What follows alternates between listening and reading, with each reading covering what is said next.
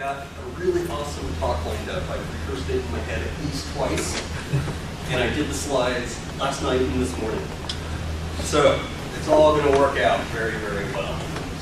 I'm Shane Caraveo. I'm from Mozilla, and I work in the Business Affairs Group, which also contains the privacy team.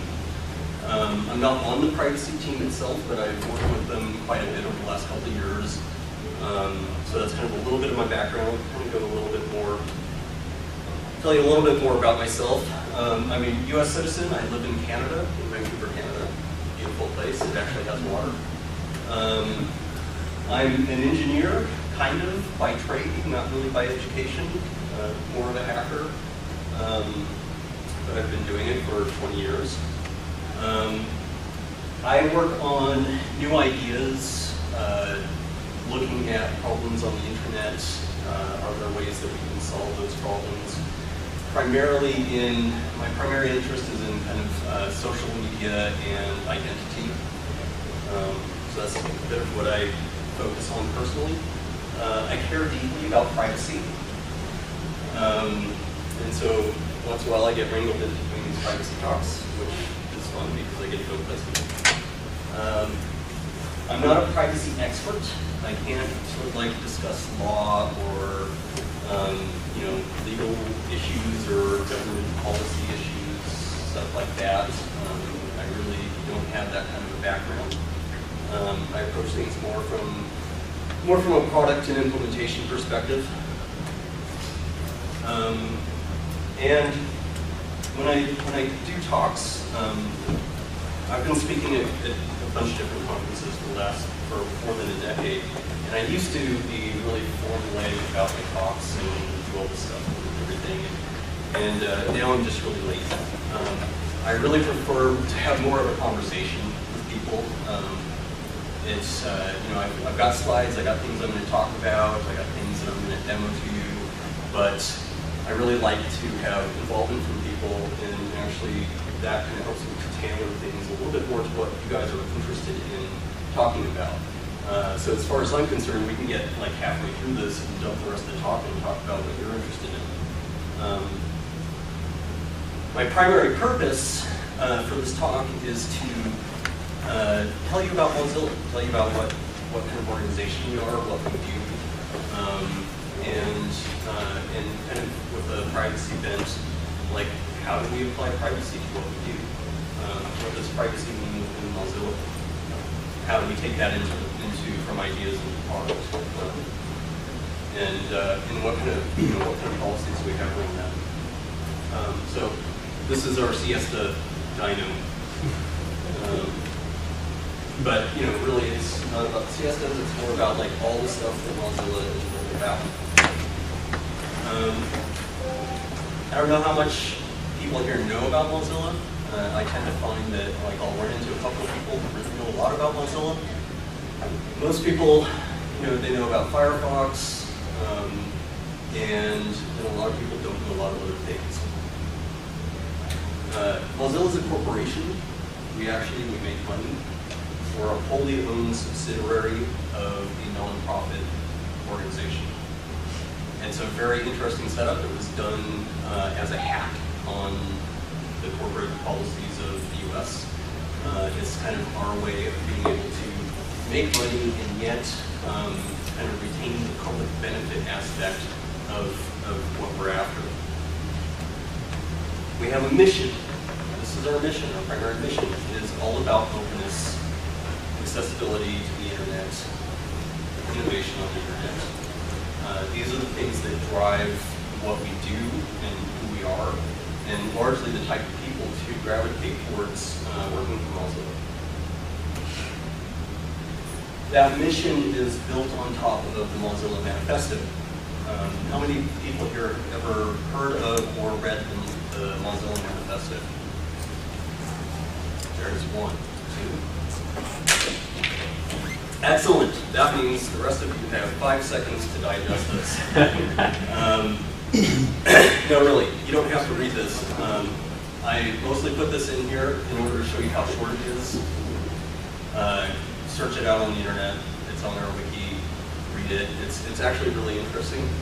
It's a lot about kind of individual rights on the internet, you know, maintaining kind of the individual privacy and security, maintaining the ability for business to operate in a level playing field, having standards, all that kind of blah, blah, blah, blah. You can, you know, read it later and get more about it. But this is really important to us because this is kind of really what drives our decisions and drives how we go about doing things. Because we are a project and a nonprofit and a community, we don't have to do the same things that other organizations do. We don't have to choose to do things because we need to pay the bills. Well, we do need to pay the bills, but that isn't what drives our decision making. We're a community of people from all over the world. The employee base itself is only, we're now around 1,000 people, which is actually really big for Mozilla. 10 years ago, I think it was like 30 people. But this is kind of a nice chart because it kind of gives an idea of like there's a whole bunch of different levels of interaction in what we consider our community. We consider all of our users to be a part of our community. That's 400 million people right there. And then we have various levels of people being involved in the organization. And we do things from like internet literacy programs. We've got the Webmaker program, which is kind of a teach the teacher type of thing to help people learn how to teach people about privacy or teach people how to make a web page or do things like that. So we go way beyond just the product Firefox and we do all these other things. They're quite important to happen for the internet.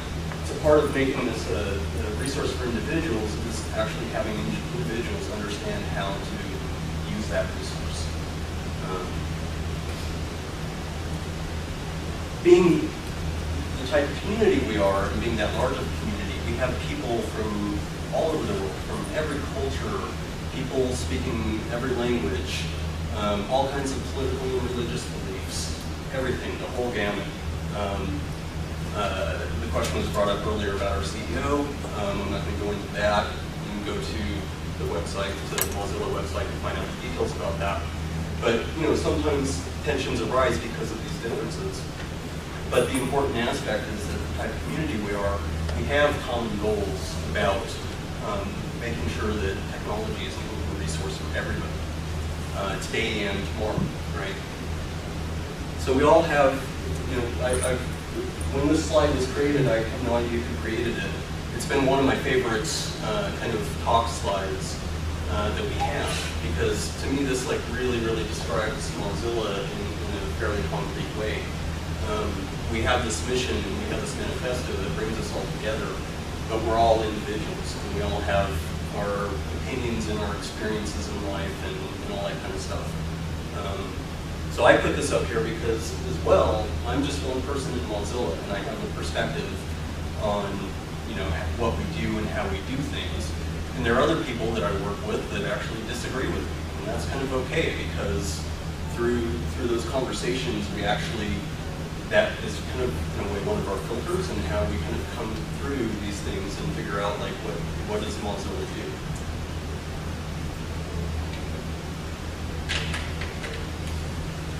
So that's kind of about it on the Mozilla aspect, as far as like general stuff. And I'll get a bit into privacy now. And I'm going through this stuff really fast, so I'm going to have to slow down or actually get people asking questions. Does anybody have any questions right now at this stage? Am I talking really fast? No. I feel like I'm talking 90 miles an hour. Okay. This is a really neat website. This is a part of promotion done around Firefox, Firefox 29, and the releases. And I think, if I understand correctly, the green dots, which you can see a few of, are in that moment who's downloading or where the Firefox is being downloaded. But there was this is what we want. And there's a kind of a real simple survey in this website about like, what do you care the most about? And the really cool thing about this is that worldwide, the top concern with people downloading Firefox is privacy. This is probably a good 10% higher average worldwide than the next item, which I think was around 20% or 22%. This is out of 100 million people, so this has a very wide scope. And I just, you know, years ago I would talk about privacy with people who were kind of not in the technical arena, and people didn't really understand why they should care about privacy, or they would think that they have privacy, right? I can't imagine that these numbers would have been like this 5 years ago. I think a number of the recent events in the last couple of years, I think have really made people start thinking about what privacy is and what it means to them and how it affects them. And whether they have all of the right knowledge around that, I don't know. But we have some resources for that. But I wanted to throw this in there because I thought it was a very cool slide. So, how do we apply our principles to privacy in Mozilla? So I kind of, you know, we have our mission, we have our manifesto, and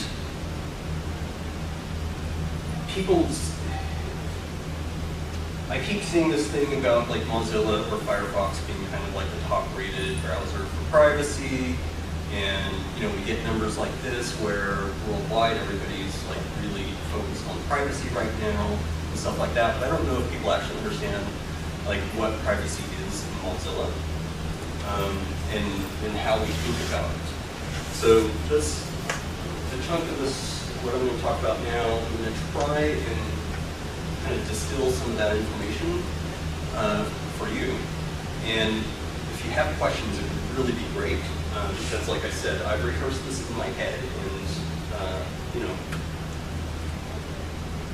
So we have set privacy principles, right? No surprises, real choices, sensible settings, limited data, user control, trusted third parties. These are kind of the tags for these, but what do they actually mean, okay? So no surprises. What this talks about is that when a user does something on the internet or with Firefox, they shouldn't get surprised. They should actually understand what's happening. We shouldn't have them go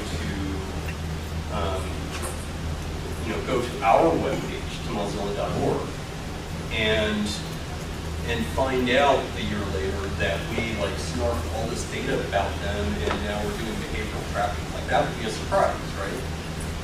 No surprises is about making sure that users are informed, that they understand what's happening, that they're not surprised by that, okay?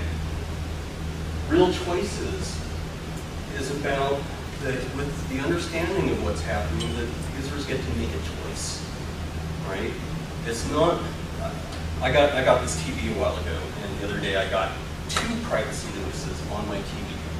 And the first one I just flipped through, and the second one surprised me because usually you don't get 2 of these things.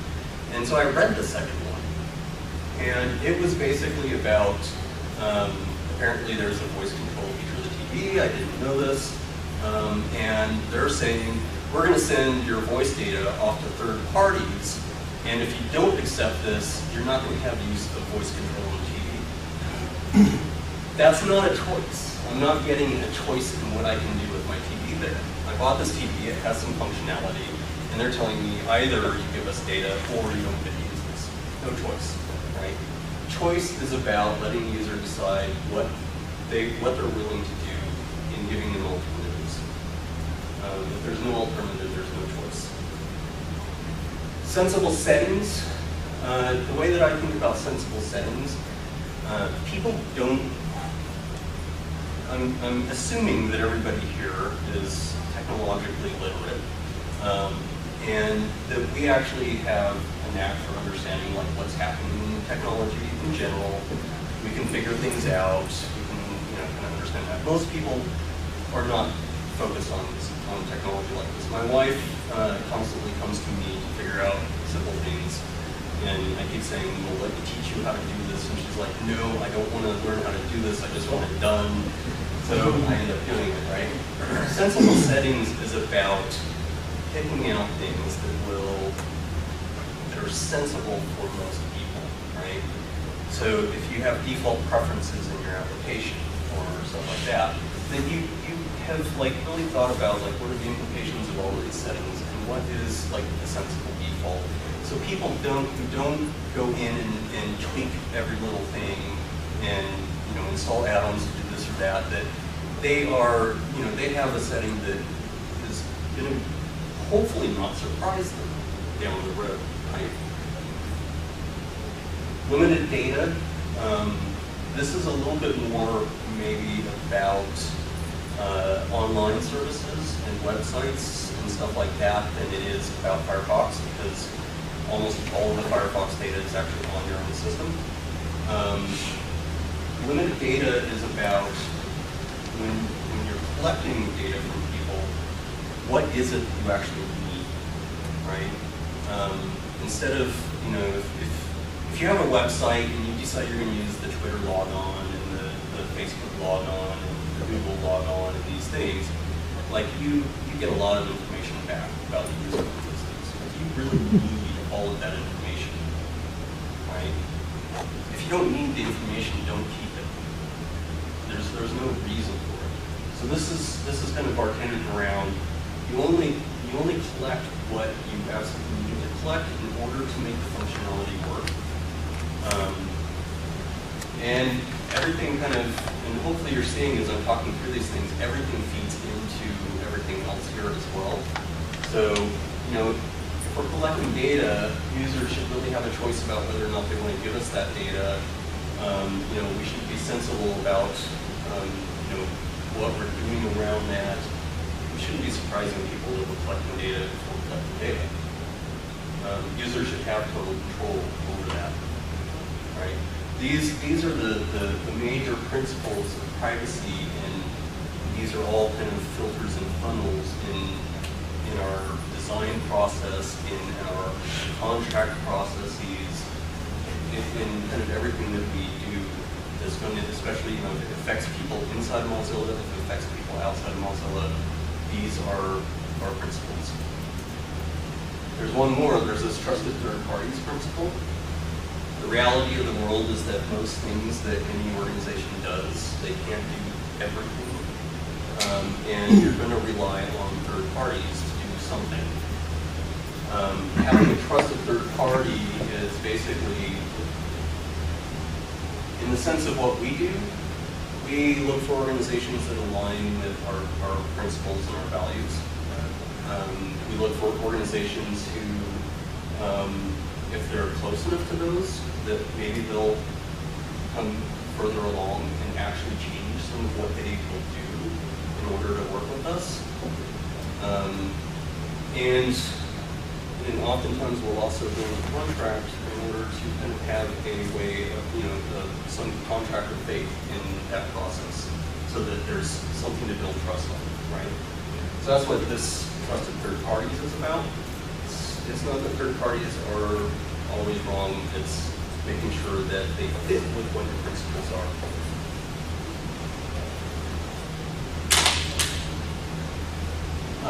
There's probably clearer text and description of each of these on our website. In fact, I know there is less wordy than what I say.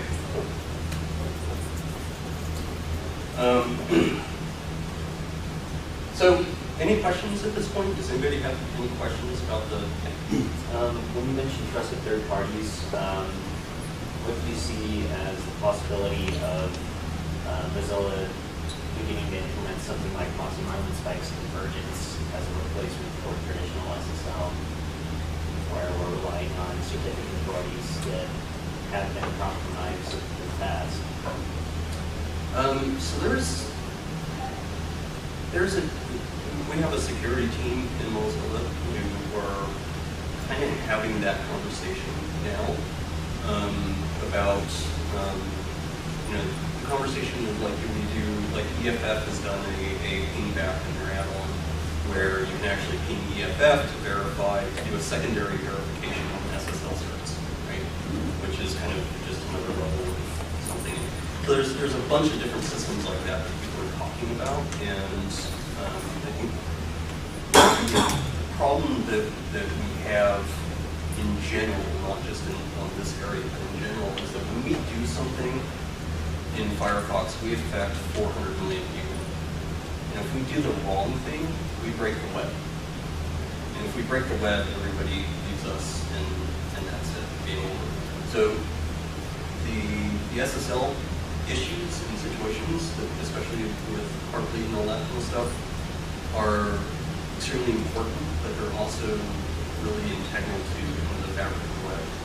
And so I don't think there's going to be anything that's going to happen fast in the browser world, but I think everybody's really concerned about it, and everybody's trying to have those discussions around like what the right path is around this. You go ahead and finish. You next. And just one more thing I have to say about that is that, and I was saying this to Jack. I was saying this to Jack earlier. One of the things about Mozilla is we're a very public organization, and especially since so much of our community and so much of our contributors are outside of the organization. Most of our discussions, if not all of our discussions, happen in public, and there's a lot of ways for you to become involved in those conversations. So if this is something you care about, it's quite easy to get involved in those conversations. And I would suggest, get involved, or at the minimum, go into those forums and see what people are talking about. Yeah. As far as any details in that area, it's not an area of focus for me personally, so I can't like pin down to like, people like that idea or this idea.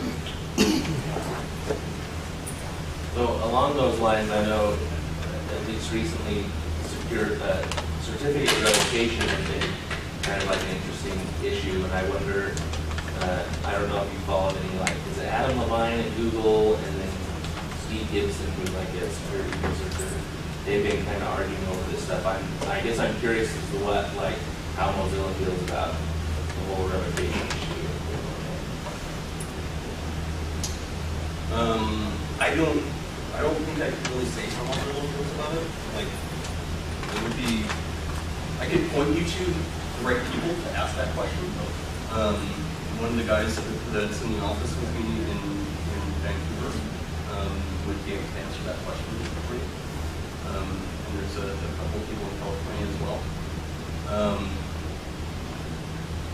I know that people aren't happy with the way that SSL works because of the problems that have happened in the last couple of years.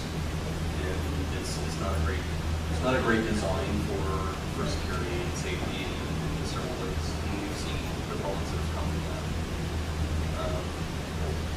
That's kind of my perspective.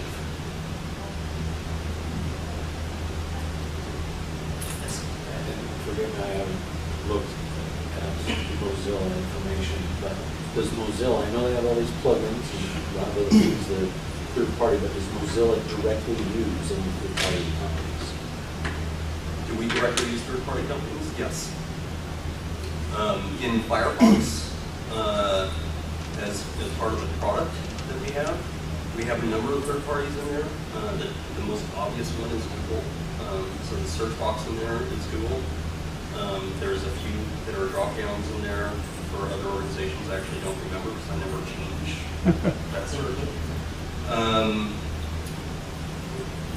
And there's talks of adding other search engines in there all the time.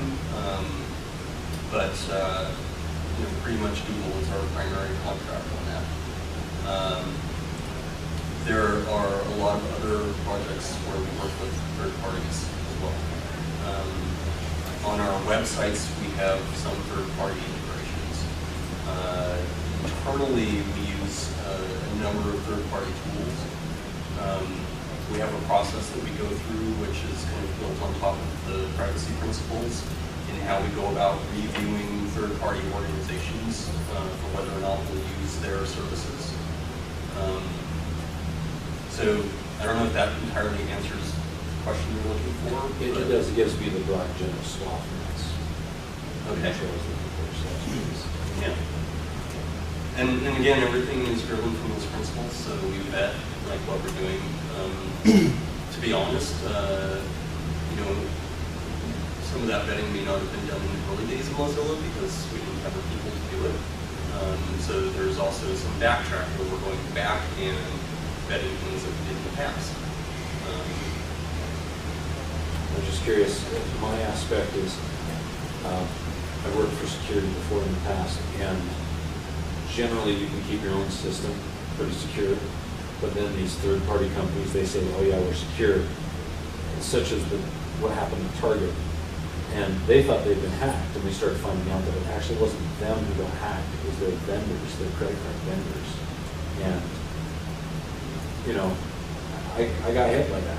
You know, luckily I didn't have my identity stolen, because the moment I found out, I went to my bank and changed my information, but still, they got a good chunk of my information. They got my purchasing history that I did at Target and anything else. But, yeah. And, you know, the concept there is, you know, you can keep your own company secure, but these other companies, you know, you don't know.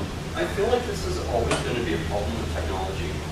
We're always going to be running in circles, chasing after new problems. It's part of it. You just have to accept it. You know. Yeah, it's really frustrating. I mean, the most that you can do, you know, is with third parties have contracts, you know, vet them against like how you know, is it an organization that you're willing to work with? You can go through that process, but there's no guarantees in that somebody's not going to get hacked. I think, I mean, from my own personal opinion, is we're only seeing a little bit of what's going to happen.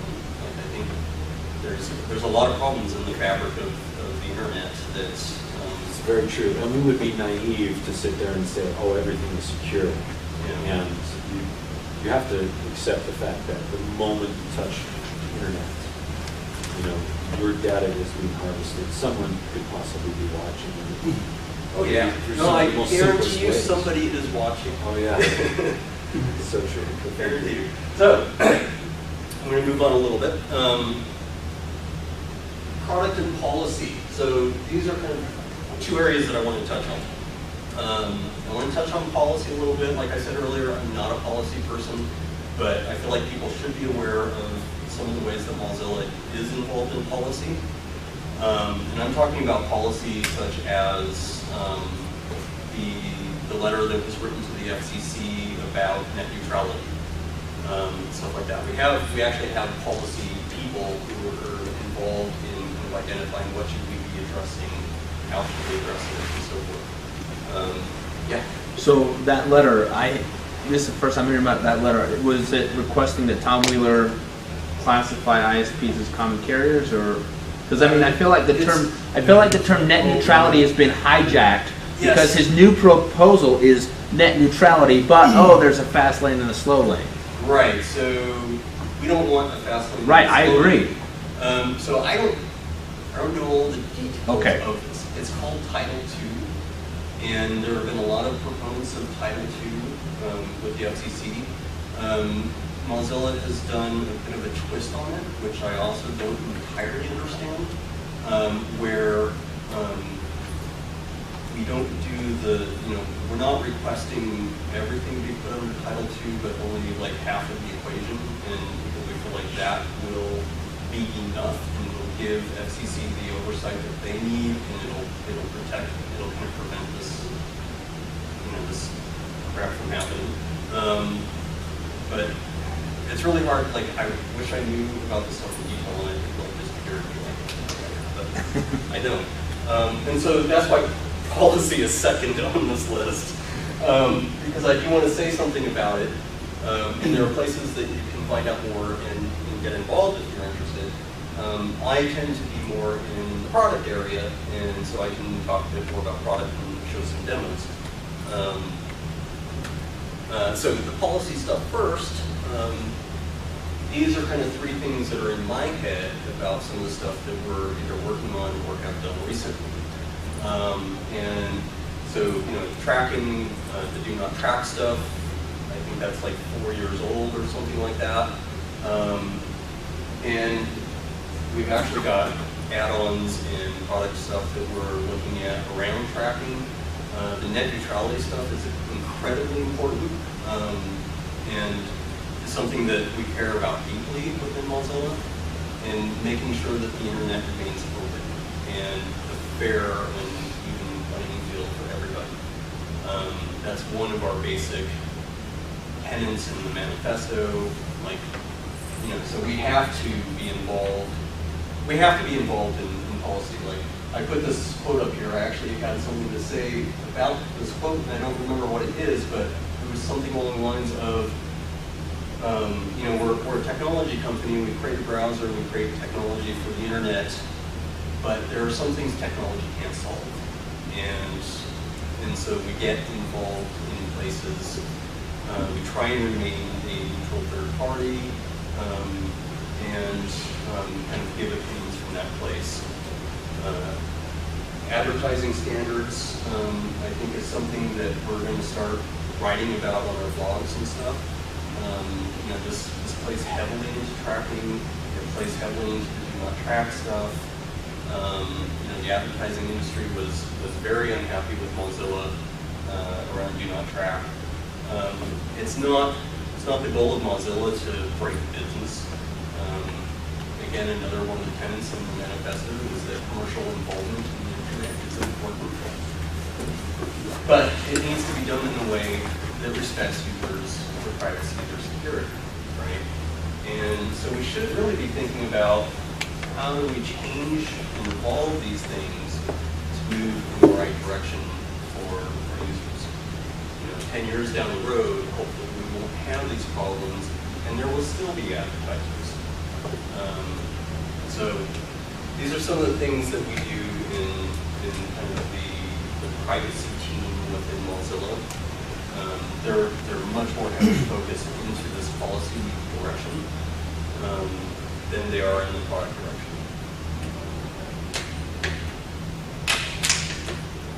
I really don't like this slide. Sure, questions? I'm wondering about FISA, what your recent history was, and if your security committee has any policy developed about resisting it, or, would it be federal requests for information and stuff? I went and read, spent the last 2 days reading as much as I could read, and I actually didn't think about FISA, and so I haven't read anything on FISA. I don't really have anything to say. I don't actually know what we have done. I know that we've done stuff, we've done stuff around SOPA, and I know that FISA is on everybody's minds, but I don't actually know what our stance is around that or what actions we're taking. Do you have any intuition that they've been served a FISA warrant or anything? Oh, if Mozilla's been served a FISA warrant? I have no idea. If we had been, I would not be a person that would know. I would be surprised because we don't really have anything that, I don't think we have anything that's that interesting to people. Traffic. Get a lot of searching and traffic and stuff. Well, the search stuff goes through Google, right? The other data in Firefox is on the client. We don't have access to that. So, it wouldn't shock me if we've had FISA requests. I have no idea. But it would surprise me a little bit because it just doesn't, in my own head, it doesn't make sense. So, have you ever heard of the rsync warrant canary? No. rsync is a utility, but they have on their website a text file that's generated and cryptographically signed, updated once a week with headlines from that day's newspaper. That basically says, hey, we've never been served a federal warrant. Because once you get a FISA warrant, you can't talk about it. And so the way that works is if that page ever stops getting updated, then you know they've been served a FISA warrant and they haven't said anything. Cool. Has Mozilla, or I guess Mozilla doesn't have one. So, in your contacts at Mozilla, would you be willing to suggest the possibility of a canary warrant similar to the one that rsync uses on their website? You know, the interesting thing about Mozilla is we have so much stuff going on.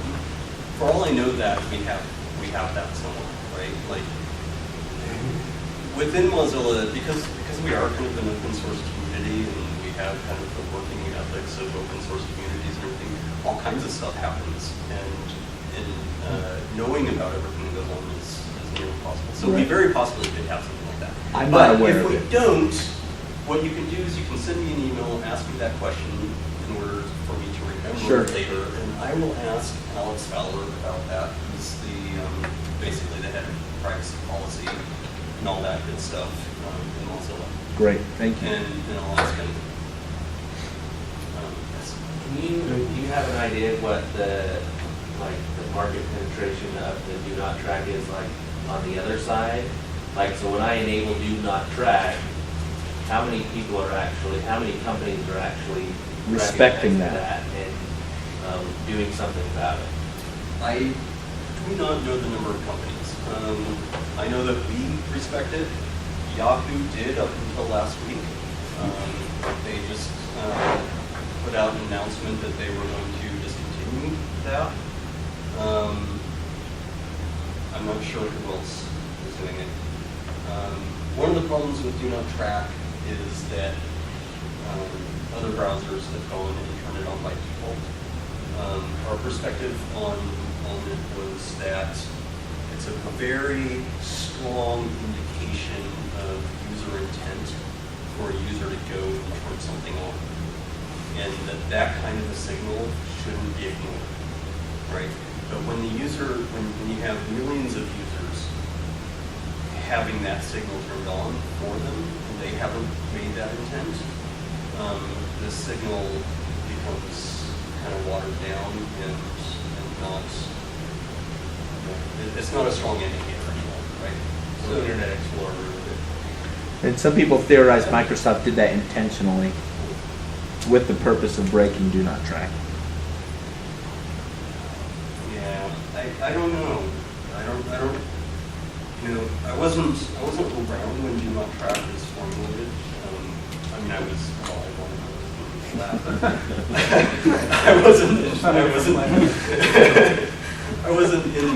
in Mozilla at that time, and so I wasn't ever kind of around all of those conversations and everything. And when I came in was kind of when Microsoft had already turned that on and everything. I think, you know, something around Do Not Track has to happen. It's really important. But it has to have that. It has to have that strong user intent.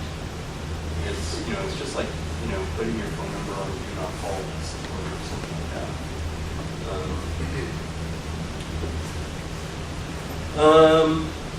This slide, I think I might skip. This was kind of just some of the questions that we tend to ask ourselves when we're thinking about product and new features and stuff like that, and blah, blah, blah, blah. But we're at 20 minutes too, so I think I've got like 10 minutes left. And I wanted to really kind of show you a few things. You got 15. If you could just wrap up by, 55 after. You're fine. Okay, all right. I still have to squeeze, but that's okay, and I'm still happy to take questions. So this is like a swath of stuff that we're doing in Mozilla, or have done, okay? If you don't know about Firefox OS, this is our mobile operating system. It's already released in several markets in Europe and South America. We'll be entering Asia and India and stuff like that. It's based on the Gecko rendering engine, and everything, all of your apps, everything is HTML, JavaScript, CSS. It's very, very cool stuff. You should find out more about it. The rest of these are various projects that I've actually been more involved in at one point or another. UP stands for user personalization. The idea in a lot of these things is that your user agent is kind of at the center of what you do on the internet, whether it's your phone or your browser or whatever.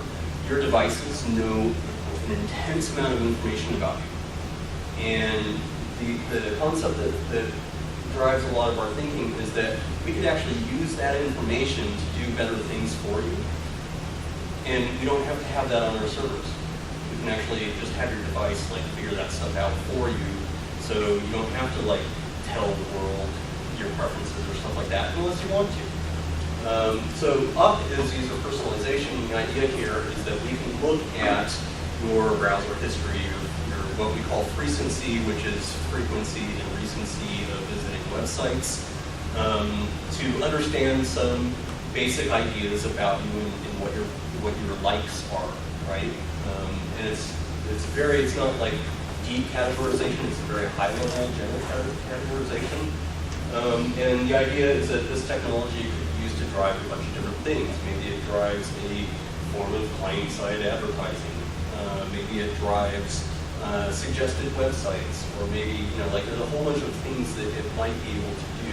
So this is an experiment that we're looking at.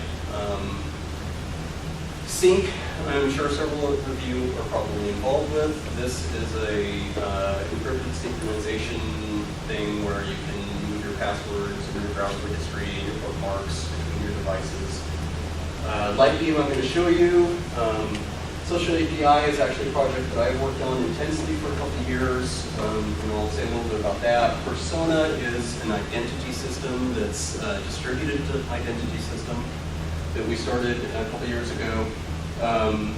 We drive a lot of login on Mozilla sites using Persona. There are a lot of other websites using it, but we realized that uptake is not something we can make happen on this, and so we have kind of moved resources off of this project. But it is a very cool authentication system.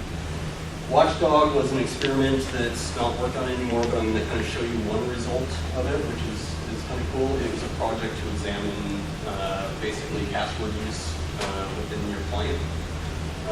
Directory tiles I was asked about earlier. This is kind of a UX experiment around for new Firefox users on the new tab, actually presenting them with options, and a couple of those might be sponsored by organizations that are aligned with Mozilla. And do not track we talked about. There's a whole bunch of other stuff, but this is kind of, we're trying to give you a swath of like, we're not just Firefox. We've got like a whole bunch of other things that we're constantly looking at, and there's a lot of stuff that dies on the vine, and some stuff ends up making it into product, but we're always kind of iterating and experimenting and looking at different ideas around what we can do, and all of those things involve privacy and security aspects. Watchdog I mentioned. Okay, so since that's up there, I'm going to show you more about myself than I probably really want to. Where's my cursor? But that's okay.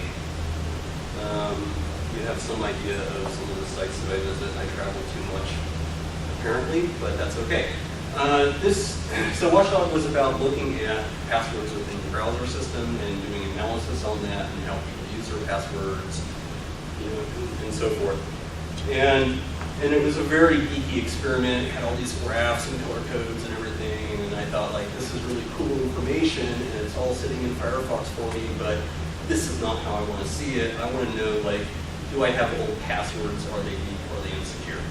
Stuff like that. That's what I want to know, and then, like, actually helping me do something better. So I did this add-on a couple of years ago, and basically, it gives me some basic information, and it kind of gives me a score of how I'm doing, which I'm not doing very well right now.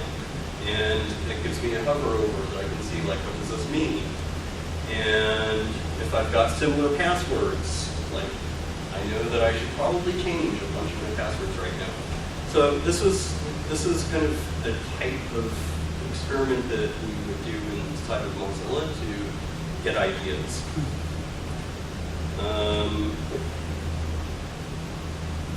Let's see. Where's my cursor? I'm trying to move faster so that there's more time for questions if people have questions. So we talked about this already. Lightbeam. I'm going to show you Lightbeam because Lightbeam is very, very cool, and you all should go and install Lightbeam and play with it. that like collusion? It's the replacement. It is the replacement. It used to be called Collusion, and we decided that, I guess somebody decided that maybe that was a little maybe derogatory towards some people, and so we decided we're actually shining a light onto Caraveo. So, this is a brand new, fresh Firefox profile. No history, well actually it's probably got some history, but no history that Lightning was captured. No add-ons. It's a perfectly clean slate. And so as a new user, I am going to go to CNN because I read the news. And when I look at Lightning, I'm like, I just visited one site and there's 22 sites that I have hit on the internet. It's like, why? Why am I, what's happening here? Well, and also, I used to like Huffington Post more, but they're, am I hearing something? Anyway, Must be that Zappos ad. yeah, but I have my volume off. Huh. I don't know. Look at Huffington Post. Holy Yeah. shit. That is. Yeah, I'm not really intently trying to call out any particular organization. Like, really seriously, all I did was I was like, what websites am I going to go to that probably has some tracking? So I like put in CNN, Huffington Post, and so forth. And I was actually surprised. So I've visited 2 sites now, and I've got 64 third-party sites that have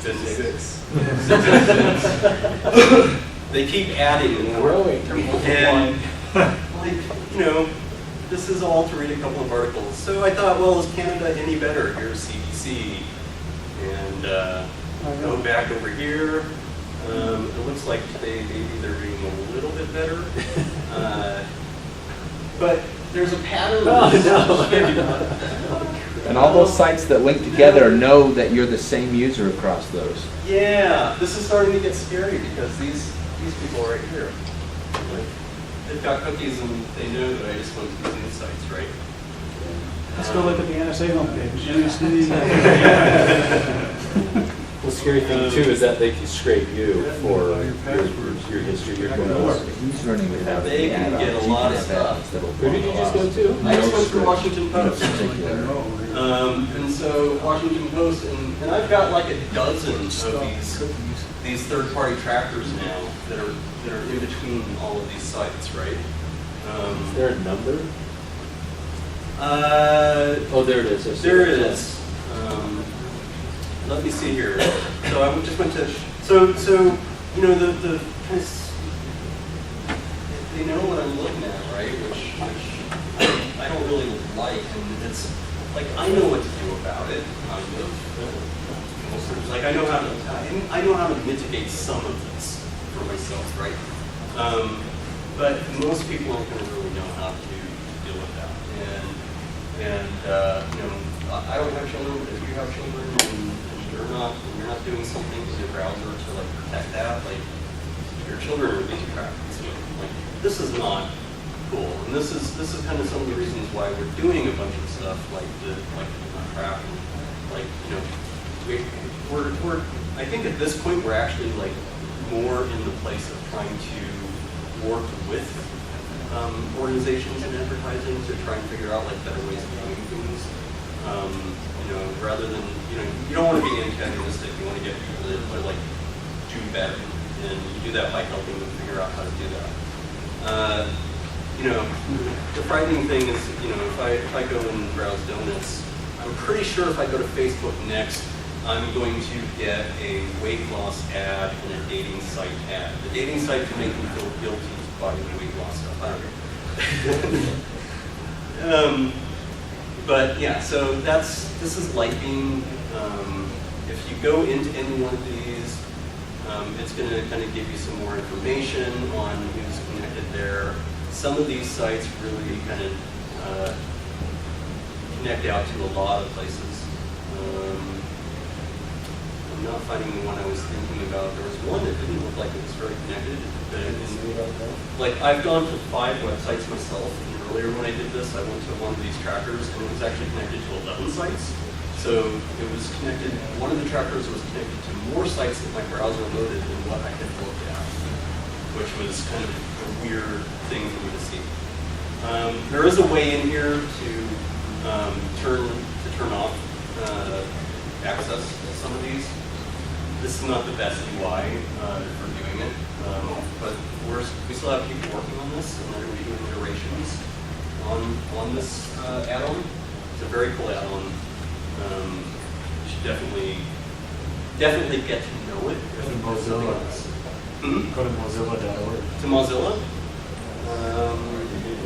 Yeah, there's the test, isn't it? Am I going to be embarrassed? Where is our icon? Is it that small one on the top right?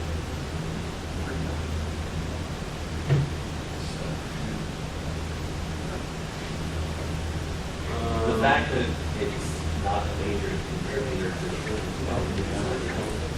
probably just reset it and reload it. Yeah, I can do that.